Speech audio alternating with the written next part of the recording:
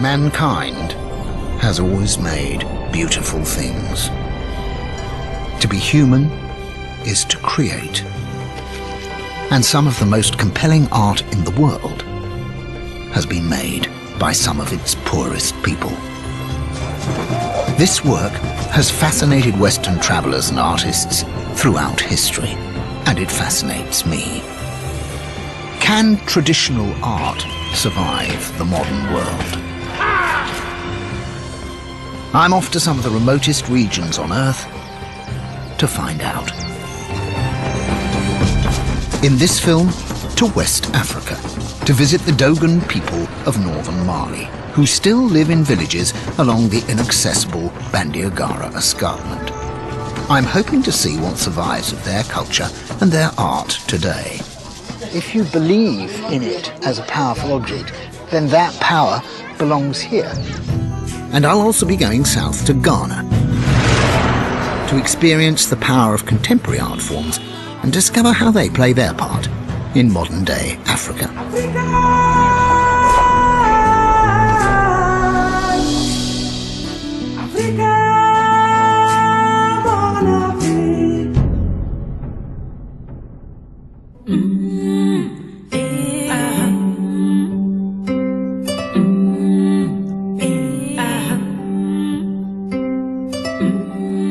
A fascination with African art is nothing new to Europeans. The Duke of Burgundy bought an African idol from a Portuguese nobleman as long ago as 1480. Many of these masks and carvings have a sacred purpose. They were designed to be used in spiritual rituals and dances. They serve as objects of power, also called fetishes, to communicate with the spirit world.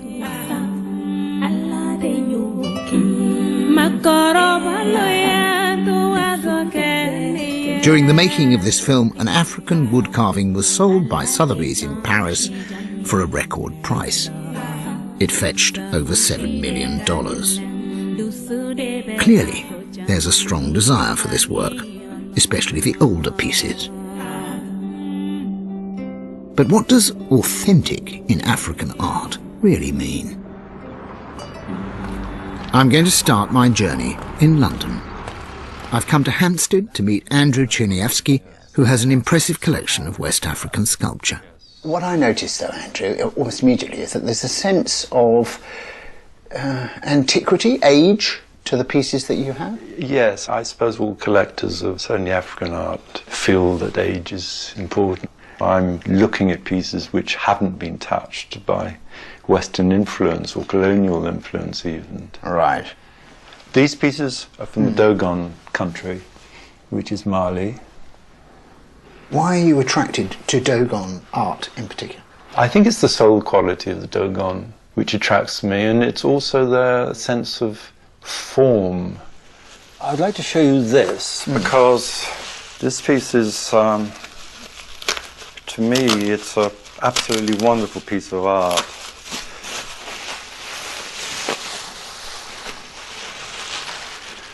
This is the Dogon couple. It's said to be Bombo Toro, which is a particular style. It's a most extraordinary feat to be able to carve a piece like this. Out of a single block? Out of a single block. And do you know what it represents?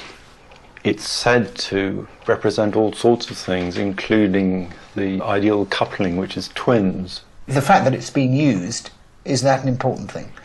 Yes, it has sacrificial offerings on it, it has blood.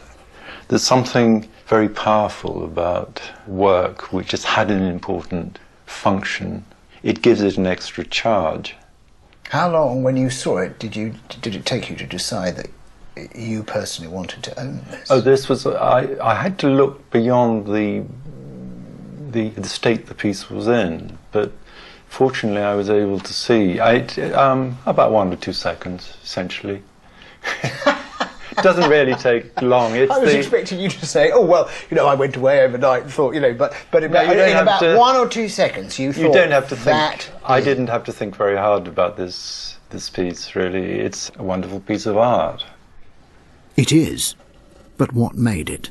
Do the Dogon people, their culture and their beliefs, the spirit that created pieces like this, still exist today? I'm travelling to the heart of West Africa to find out.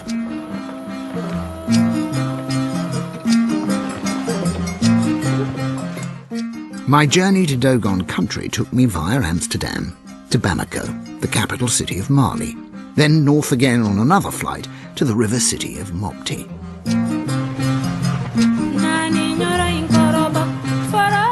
The Niger, one of Africa's greatest rivers, has always been a life-giving artery, as well as a vital trade route in this landlocked part of Africa. In the 15th century, Islamic armies swept across this region. The Dogon felt under threat and fled to the cliffs of Bandiagara to preserve their way of life. because a defeated people would essentially be sold into slavery. This river and one of the principal trades of this area was in slaves.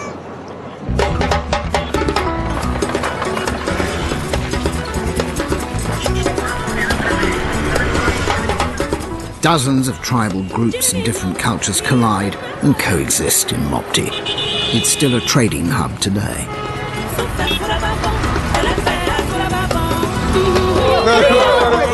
At the city's taxi rank, I negotiate for a taxi brousse, a bush taxi to take me the remaining 60 miles to Dogon country.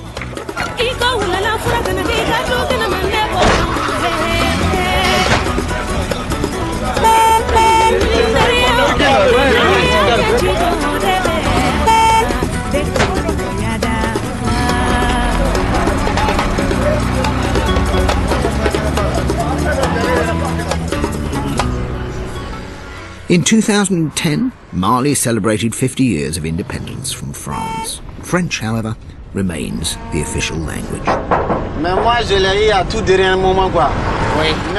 My own French is, I'm afraid to say, not much better than when I left school.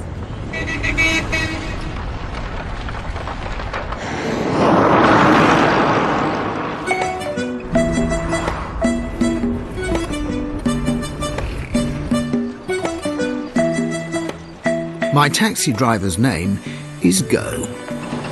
Our journey together out to the remote and arid Badlands that border the Sahara helps me to understand how it's possible that the people here managed to live so long without being disrupted by the outside world.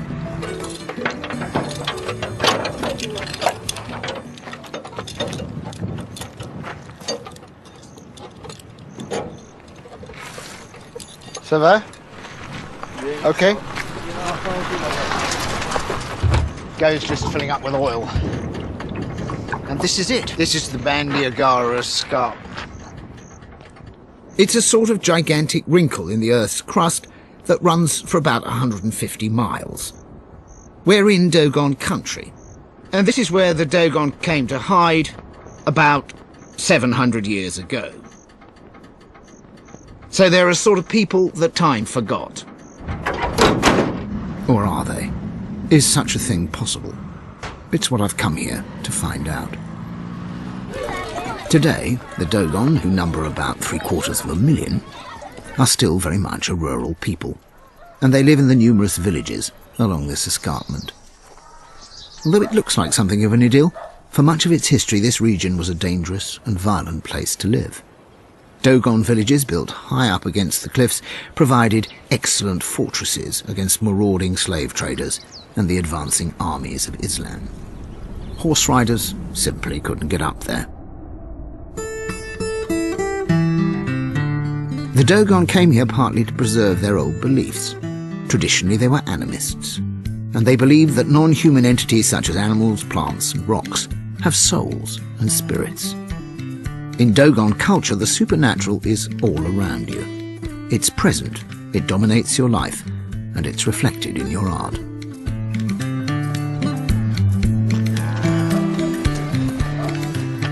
Arriving in the village of Kundu, I discover that the art, too, is all around me. It's built into the architecture. Wooden doors and windows are carved with symbolic imagery. These are charms and totems designed to appease the spirits and protect what's inside the buildings.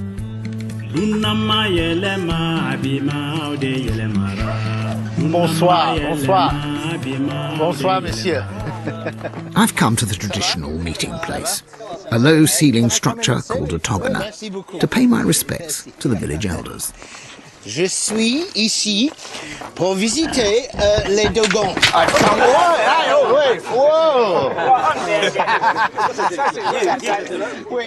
Every Dogon village has its own togona, and they're works of art in themselves. They're designed especially low to prevent anyone standing up and causing a rumpus during a meeting. The upright pillars are also intricately carved with symbols significant to each village. In the case of Kundu, it's the crocodile. The togona have sculpture on it. Can you tell me what is the importance of sculpture for the Dogon? Bon, pour travailler le togona, c'est ici il y a les artisans. Nos jeunes font les artisans. Nous-mêmes, les jeunes de ce village travaillent pour le togona. Kundu is a village of less than 40 families, and I gather that today virtually all the men here work as sculptors and carvers. I've got with me from London some pictures of the Dogon twins that I'm keen to hear the elders' views on. Qu'est-ce que c'est? Ça, c'est Telem, copie de Telem. Je ne sais pas si c'est... Copie de Telem. Oui, copie de Telem. Everybody's intrigued by Andrew's statue, although they come to no fixed conclusion on its origins or significance. But one word I hear repeatedly is Telem, and it sets me off on a new line of inquiry.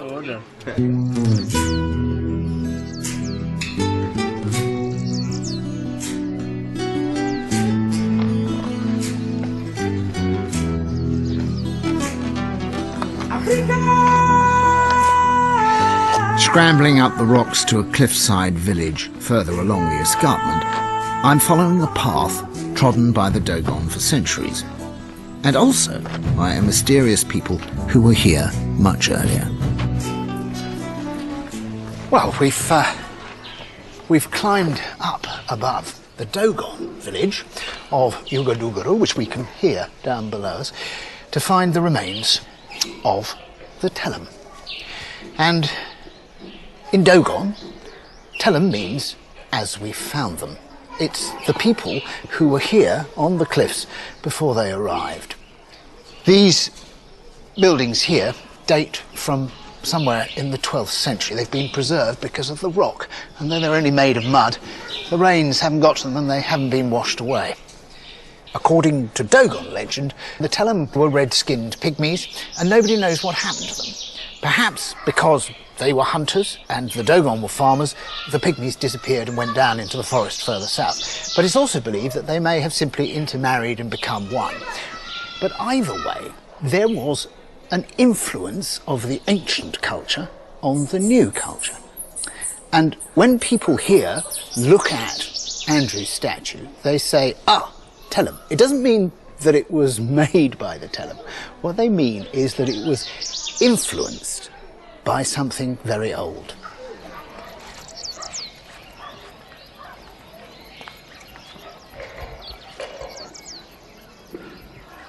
All around me, I can see evidence of people inhabiting this landscape from ancient times. The oldest cloth ever found in sub-Saharan Africa. Funeral shrouds made of cotton in the 11th century were discovered in caves in the cliff.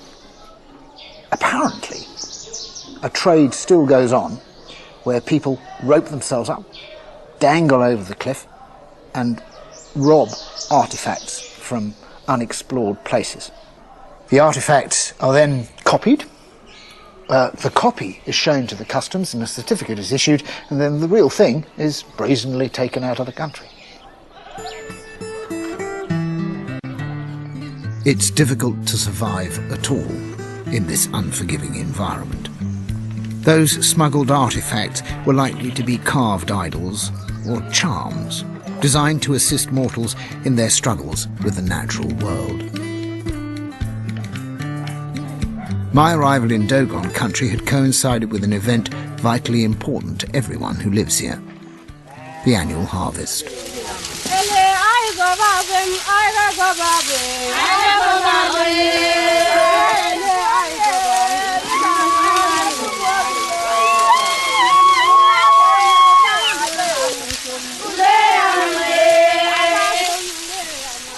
We're harvesting millet here, and it's very dry and the seeds are coming away already. And millet makes beer, it makes cake, and it makes porridge. And this year is a particularly good year. The harvest is excellent. There's plenty of millet. But in the 70s, 73, there was a terrible drought.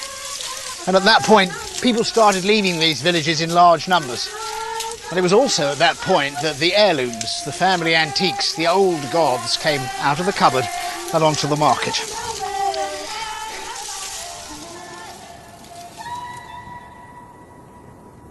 It seems that recently the forces of nature are combining with the forces of the modern world to bring changes to the Bandiagara escarpment.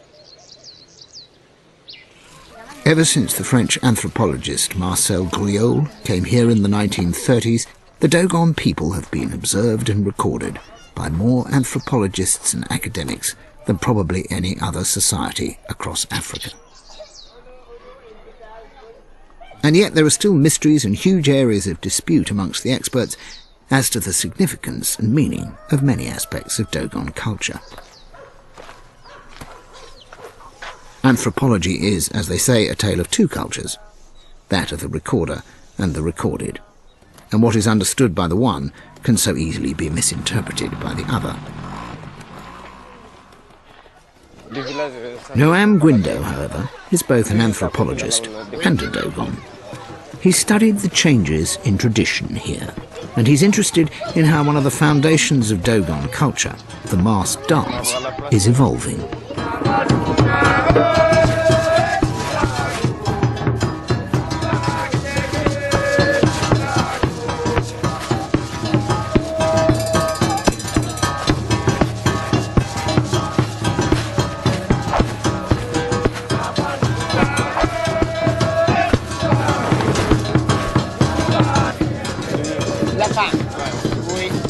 Masked dances are a quintessentially African art form that bring together sculpture, music and drama in one all-embracing experience. These dances keep the ancient myths and stories of Dogon culture alive for successive generations. Many of the masks in motion here are similar to masks you might find fixed to the walls of Western museums and galleries. But there is a huge difference because they only come into their full meaning if you're watching them in the form of a dance like this. Et là, vous voyez tout de suite là, en fait, la danse de la création qui symbolise, le masque qui symbolise la création du monde. Parce que l'histoire, c'est la création du monde, la révolte de la créature contre le créateur.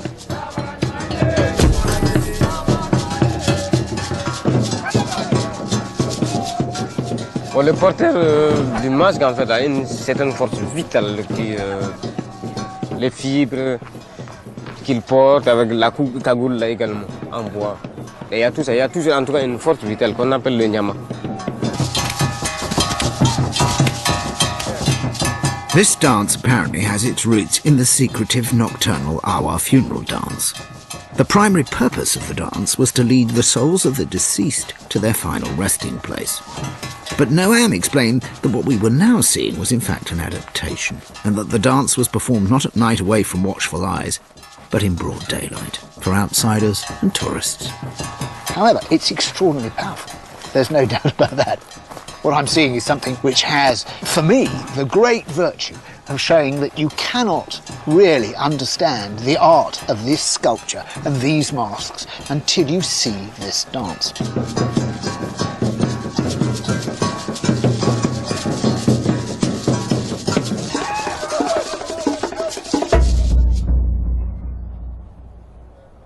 The masks have a brilliant, sharp, abstract quality. A bold simplicity of design that communicates on a visceral level. Anthropologists have recorded about 78 distinctly different mask designs, and it's a number that's increasing as new masks are made for the roles of new characters. In the 1950s, for instance, during the French colonial period, the character of the commandant or government official appeared. But Western interest in these masks and dances has, in a way, stagnated them. Tourists don't want to see the new masks, only the so-called traditional ones, and so a sort of heritage culture is beginning to be kept alive.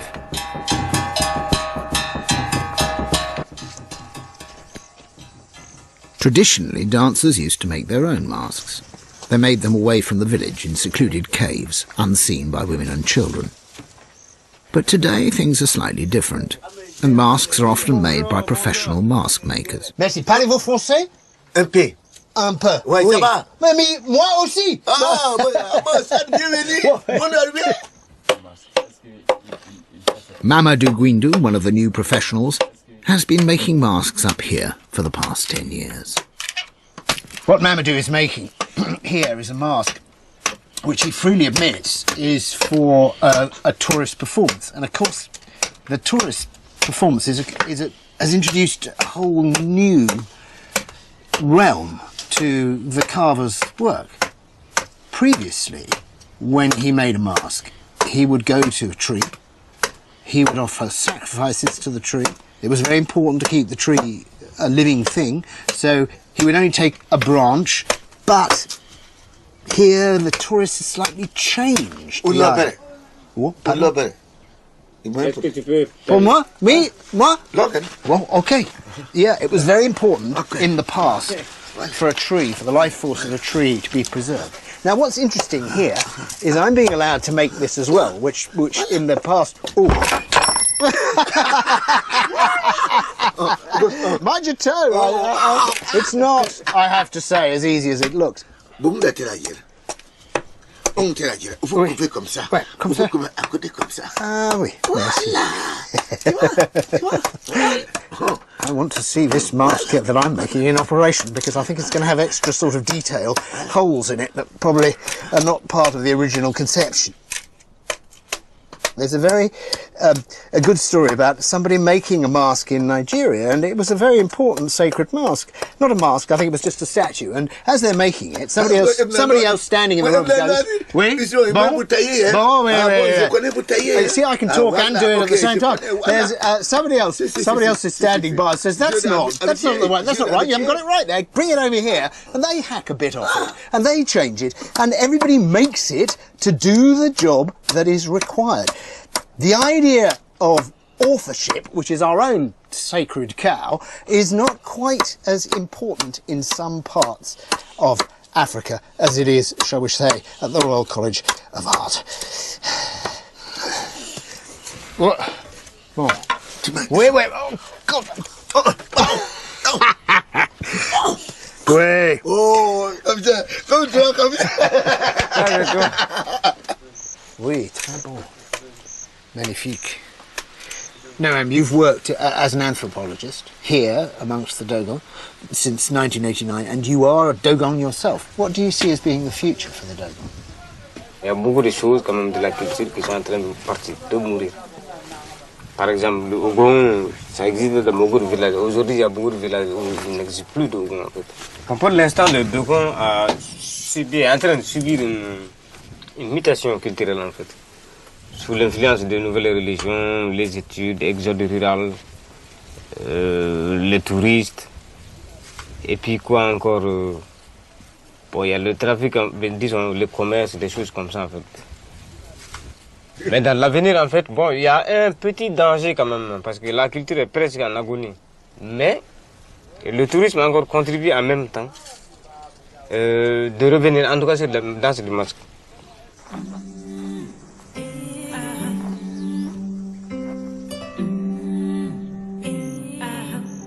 Noam's prediction that Dogon culture might be on the brink of extinction was a stark message that I may have arrived too late.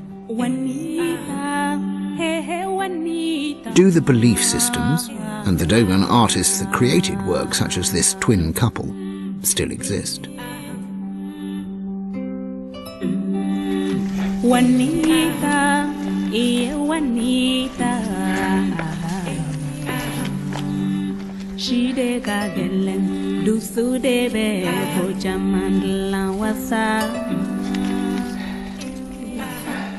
We're on our way up here to meet a man who I hope will be able to help us, because he's a man who has various skills.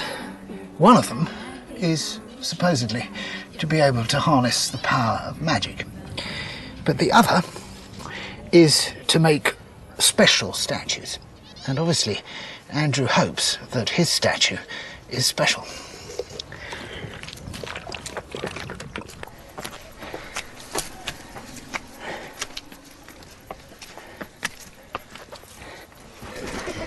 Monsieur, bonjour. The man I've come to see, Antuba Dara, is the local blacksmith. In Dogon culture, blacksmiths are revered and hugely respected because they're believed to have special powers. They can invoke rain, they're healers, and they have the almost magical ability of being able to conjure metal from the ground.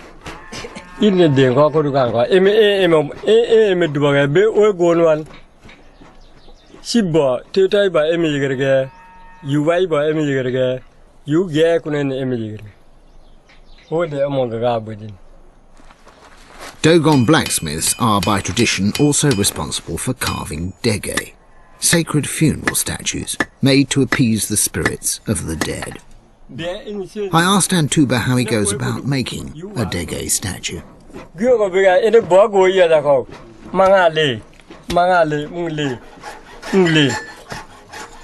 What Antuba is explaining to me is it is necessary when making certain forms of statue to involve Nyama, the great life force, in those statues.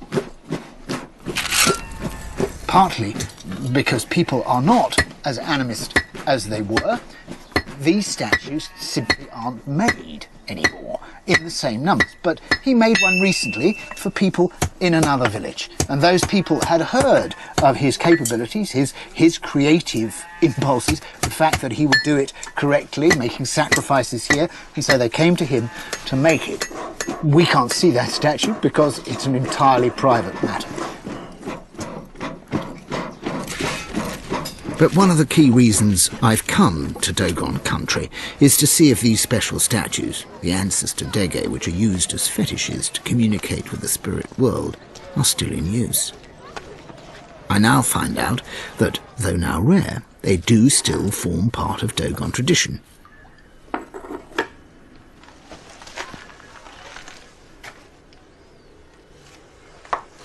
The artifacts so prized by collectors such as Andrew are used during ritualistic sacrifices, and the man responsible for such ceremonies is the fetish priest.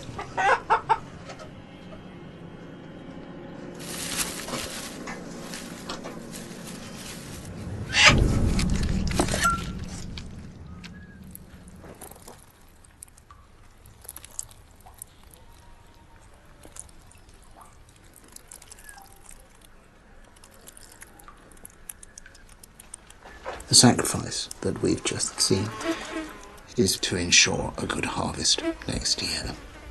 If it is successful, it will require another sacrifice of a goat or a sheep. In other words, the whole point of the sacrifice is whether it works or not. And the whole point of these statues is whether they work or not. They are not simply works of art or representations. They're objects with a spiritual purpose. And that's precisely what I've sat here and witnessed. Further along the escarpment, Ende, the village I've arrived in now, is quite different from the village I've just left. Most of the people here are no longer animists. They've embraced Islam. Ende built itself a new mosque only 2 years ago. Orthodox religions like Christianity and Islam have had a major impact on Dogon culture. As their influence spreads, traditional Dogon belief is either wiped out or repressed. I was taken by Abdullah to meet his uncle. Seydou Guindo is a Muslim, but he still works as a woodcarver, and apparently he too has some experience of carving Dogon funeral statues. When was the last time that you made a funeral statue, a dege, for anybody? Le dernier dege que j'ai fabriqué pour la tradition, oui. Ça c'était depuis avant l'an passé. C'est pour un vieux d'un village sur le plateau. Oui. Qui donne la commande. On fait avec toujours, comme je vous ai dit, c'est pas avec n'importe quel bois. La culture Dogon, on ne le fait pas avec n'importe quel bois.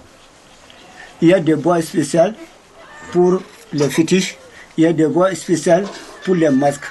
Mais maintenant, pour le tourisme, on fait avec n'importe quel bois.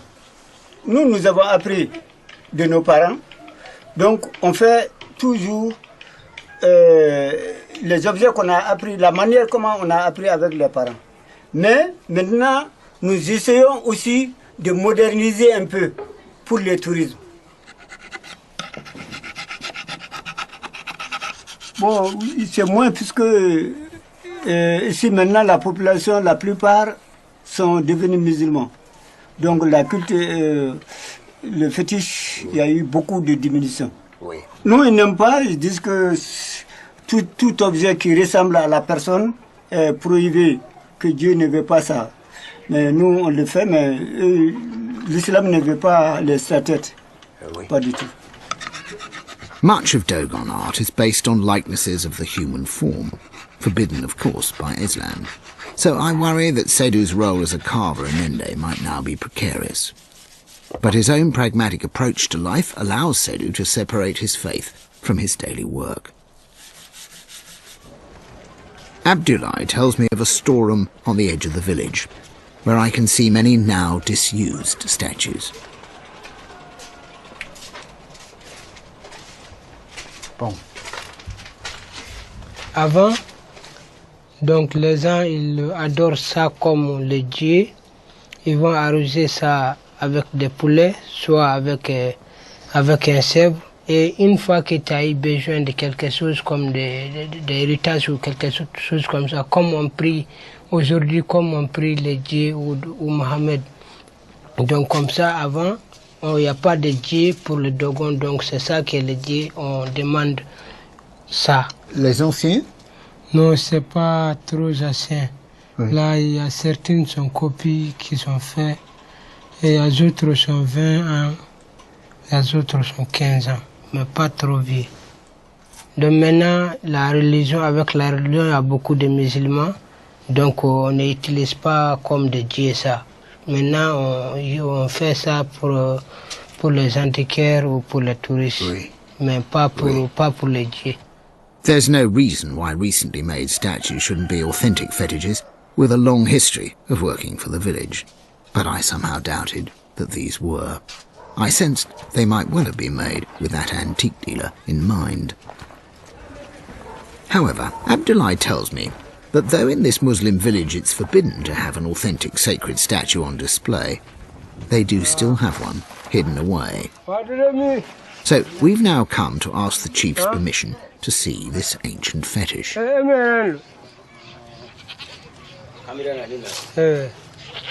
Alors, bonjour. Le chef de village. Bonjour. Ça va? Ça va? Ça va bien? Oui, merci. Bonne arrivée. Merci. Merci, merci. We hope to come here to see some of the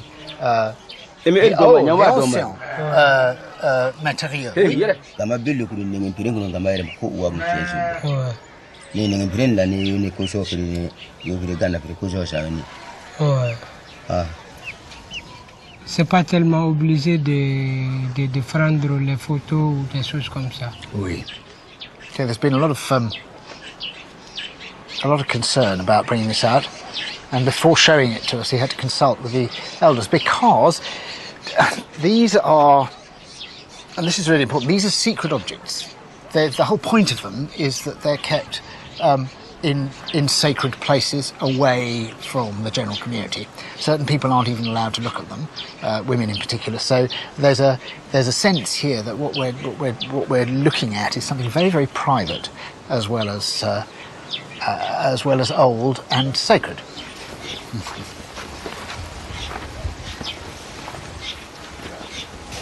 Oh, okay.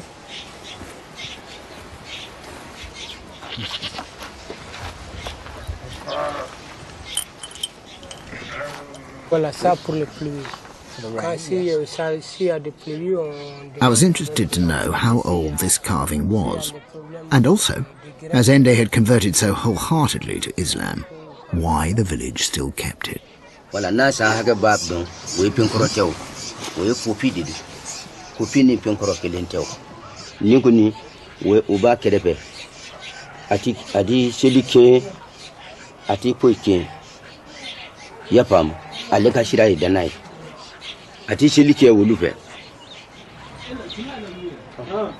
The essence of the figure is that it's too old to know when it came into the possession of the village. And that reassures them that it's not a copy.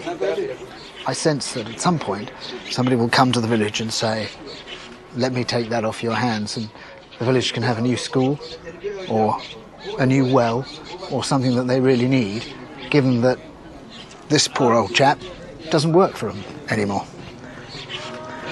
I don't want to encourage anybody to buy the work that the village preserves, because it's part of their culture, and somehow the very authenticity that people seek in it seems to me to be enough to say, well, if you think it's that authentic, you surely have to leave it where it is.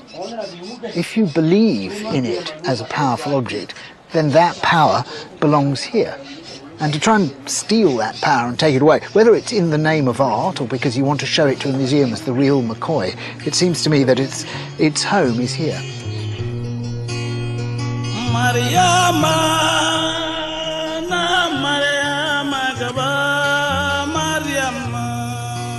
In Dogon country, I've seen a way of life and an art that's under immense pressure. Much of this culture now seems to be surviving as a sort of heritage Africa, on display for tourists. And I worry that the Dogon are in some way sentenced to becoming a living museum. Time and history are actually finally catching up with the Dogon people. Because the big story in Africa today is the movement from rural Africa, like this, to the big city.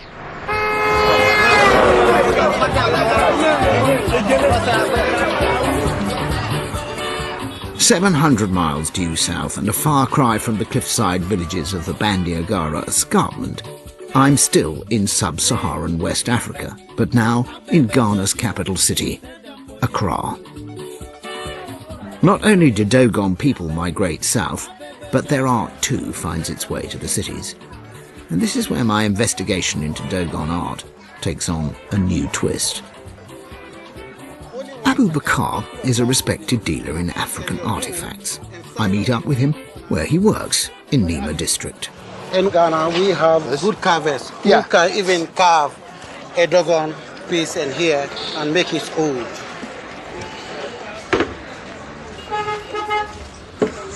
This one is a Dogon door.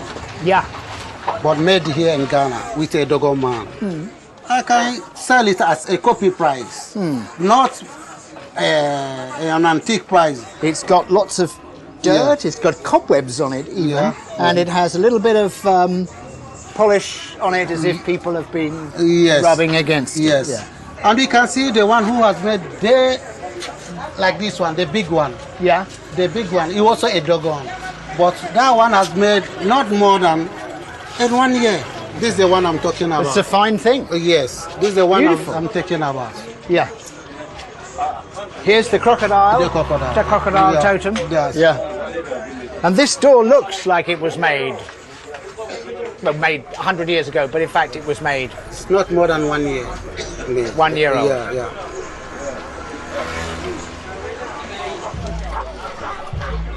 Abu takes me deep into Nima's maze-like back alleys, to where carvings, supposedly coming from other parts of West Africa, are actually knocked out right here in Accra. Am I okay to come in? Come.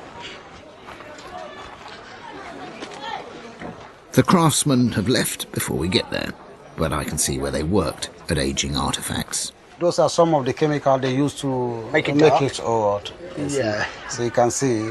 Yeah. Abu reveals the trade secrets. He shows me chemicals used on the carvings to age them and to make them more desirable to dealers, collectors, and I suppose to tourists too. What is it that they want from the old ones?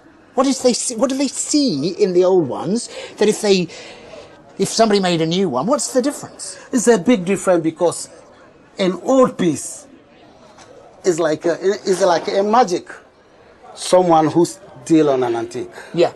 It's always like to see an antique things. So when he see something's old, he starts to shake because he love it. And it's different, but it's a new, he can never panic. But if he saw an old thing, an antique dealer, exactly when he saw it, it will panic. It's just to look at his face, it will panic. They just want the real one. They want the real one. The real one. Everybody needs the real one. The real, authentic African art. Reminded of Andrew's snap judgment when he first saw his Dogon couple, I want to know what Abu thinks of it. Okay, this is a very old Dogon piece. And I can see, I'm not seeing it physically, but on the camera, I can see that it's old. Right. But to find out a piece, whether it's old or not, you have to see it physical, hold it in your hand and see. Then you can tell whether it's an old piece or it's a new piece. Okay. But all I can know that is the work is beautiful. Do you think this piece, do you think this piece could have been made in Ghana? No, we can make this kind of piece in Ghana, but it won't be the same carving as this. What do you mean it won't be the same? It won't be the same because the hand carving are different. It will be the similar, but the same tic-tac is to be different. This one is really carved by Dogon. But we can find in the market here, it's same type, same carving, but different handwork. Because the way they cut the eyes and the baby, is different with someone who did it here. The exact significance of Andrew's twin couple still remains a mystery to me. The statue, nevertheless, seems to be authentic. It was most likely made and found its way out of Africa prior to any tourist trade in artifacts. In a gallery in downtown Accra, many other beautiful West African works are on sale. There are wonderful Dogon pieces too, a ladder and pillars from a Togona. But who really knows if these pieces are old, or whether they were made yesterday? Does African art have to be created in a pre-colonial time warp to be authentic? Especially when so many original folk art forms are made here today. Fanti flags are rooted in Ghana. They're a terrific, exciting folk art that's uniquely African. This strip of Ghanaian coast is the Fanti people's traditional homeland, and they're still the major ethnic group here today. Unlike remote and isolated parts of the interior, such as Dogon country, international influence has played a big role here since the 15th century. There was a trade with Europe on these shores before Europeans knew that America even existed. The Portuguese landed here in 1471. Later came the Dutch, the Danes, the Swedes, and the British. It's no surprise, therefore, that Fanti art and culture has absorbed and reflects a connection with the rest of the world.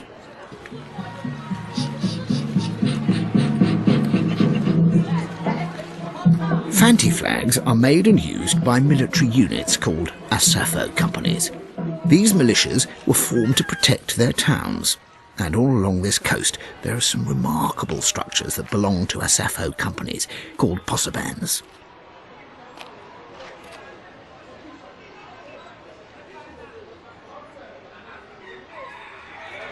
Asafo companies use their posabans to store weapons, regalia, and the prized company flags. The foundations of these posabans may be centuries old, but the structures are regularly rebuilt and resculpted, so their elaborate decorations deliberately keep up with the modern world. For me, these posabans are a folk art that's extremely sincere. And quite mysterious at the same time. And it's expressed in an enormously vibrant and exuberant way. There's no irony here. I find this whole presentation, this vibrancy, this graphic exuberance, stimulating and ultimately very, very rare in the modern world. It's knockout stuff.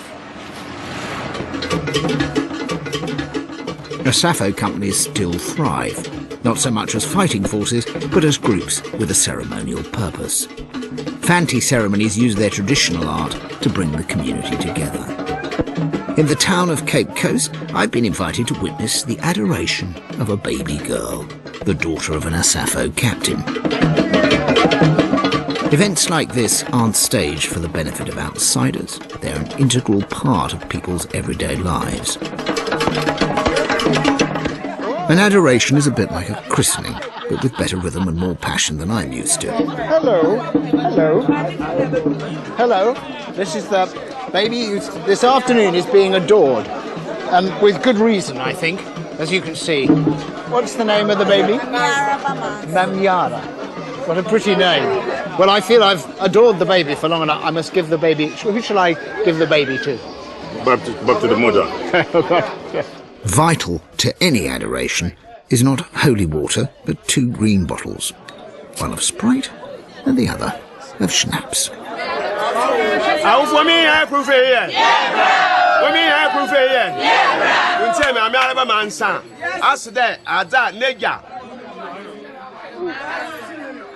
Mami Alabama Ansa.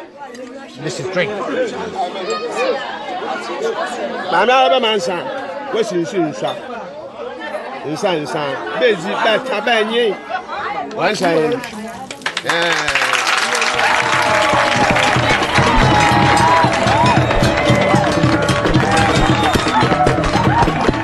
At the head of all Asafo regiments is the company banner, energetically displayed by a flag dancer. The flags, still made today, are a feast of symbolism. This art form was developed to communicate status at a time when this society was comprised of so many languages and a high proportion of illiteracy. The designs are visual messages that have significance both to their followers and to rival companies. Much of the imagery is confrontational, aimed at provoking other Asafo regiments.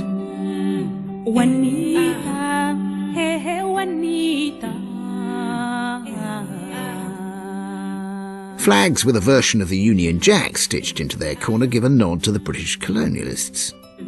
And they've usually been made prior to independence in 1957. But the art of these flags isn't just a remnant of the past. Imaginative, witty new designs are still being made in Ghana today. Back in Accra, I met up with Amadou Baba. He's an art dealer and one of the city's major collectors. When I started 30 years ago, nobody thought about Asafo flag. Then until someone wrote a book about Asafo flag, then that's it. Even the kente, when I started buying kente, I could buy 50 kente in a day, 100 kente in a day. Now you can't buy kente. I mean, you hardly can buy one kente, and a good one, once in a while. Kente cloth is worn by the Ashanti people at ceremonial occasions. These are old pieces, but the cloth is still made in Ghana today. These are kente commissioned in the olden days for a chief, for a special occasion. And this is another, and the beautiful colours that come in. Absolutely superb. Yes. Absolutely superb. And everywhere you look... You this Ashanti ceremonial cloth is still a living art. And Baba reveals something even more modern and entirely new to me.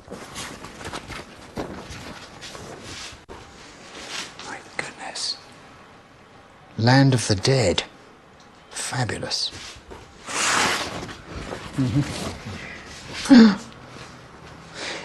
These surreal, hyper-modern images, painted on the back of disused flour sacks, are advertisements for roadside video screenings.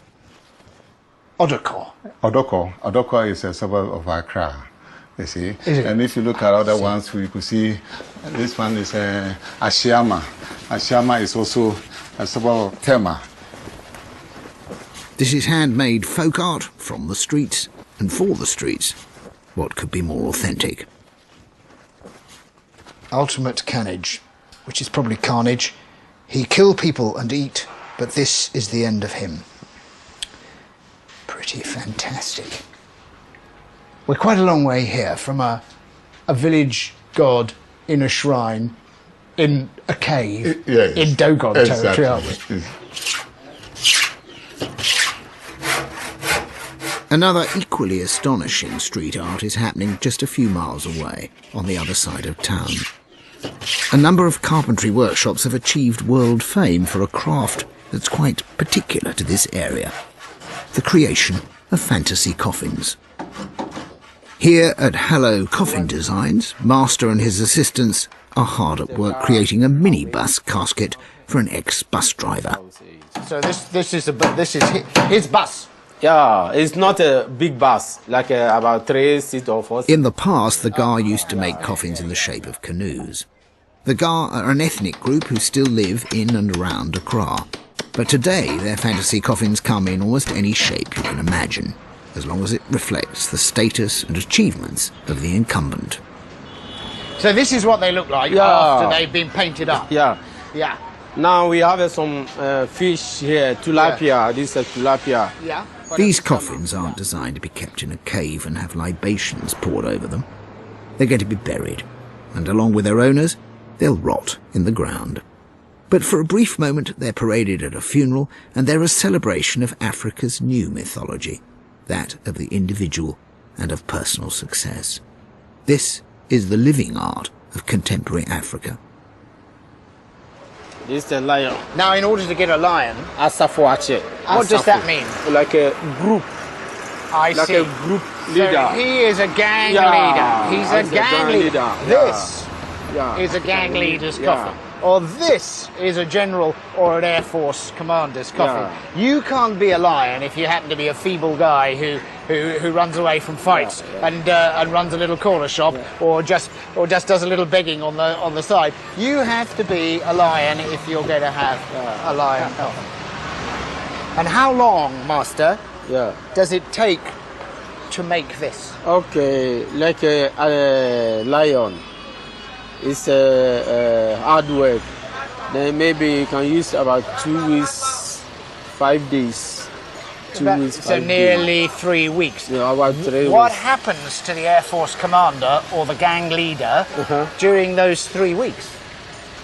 Maybe you can keep about the mortuary, the dead body.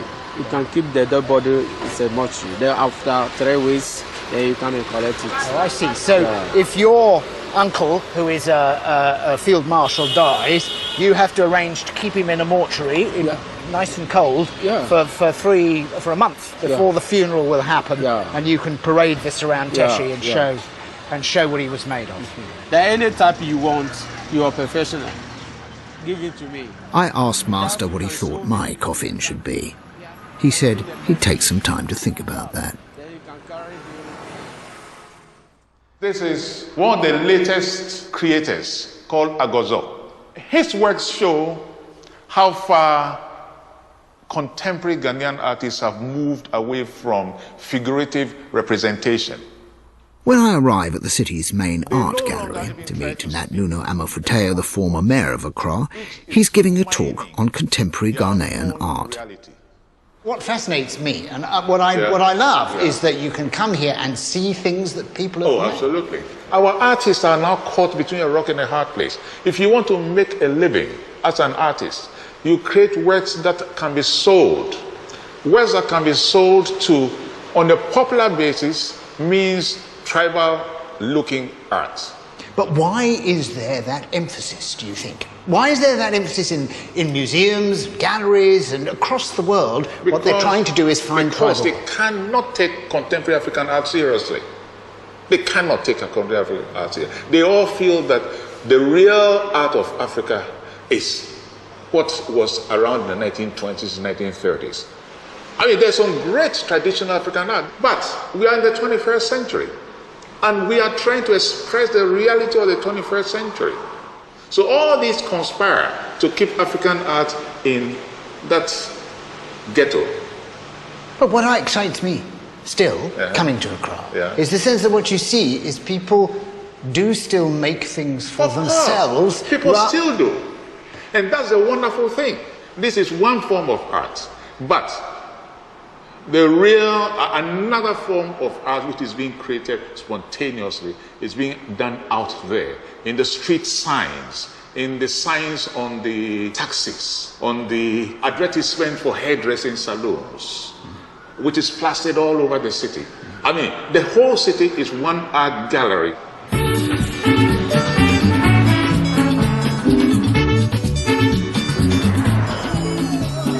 I came to West Africa to explore whether tribal art is still alive here. I found, amongst the Dogon, a lot of fascinating tradition and the residue of many ancient customs. But I'm not convinced that the belief system that created Andrew's Dogon couple really exists any longer. Statues like this, made sincerely for ritualistic use, may in fact be the last of their kind. Searching for Africa's untouched tribal past is now like chasing a mirage. But in Ghana, imagination and invention are everywhere, springing up sometimes in the most unexpected places across all parts of the community. Finally, I get a call from Master at Hello Coffin Designs. He said he had something to show me. Master! Yeah, boss. How are you? I'm fine.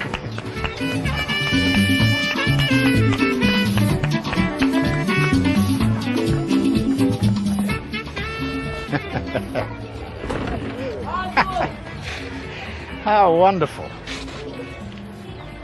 Look at that. It's got all the extra fittings. It's got a microphone and a wonderful telescopic lens. Master couldn't have made a better coffin for a television presenter, because perhaps those most guilty of perpetrating the myth of a perfectly preserved Arcadian Africa must be the media, photographers and the TV camera. Your light. Bravo. Yeah. In 1st century Rome, the philosopher Pliny said, "There's always something new out of Africa." He's right. Art's alive here, and it kicks.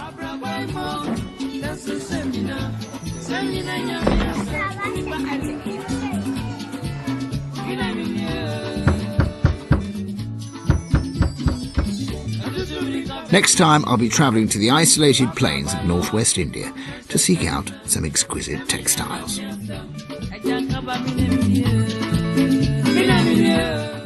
Comedy tonight on BBC HD with White set 11:30. That's all part of our Friday night comedy kicking off after EastEnders next.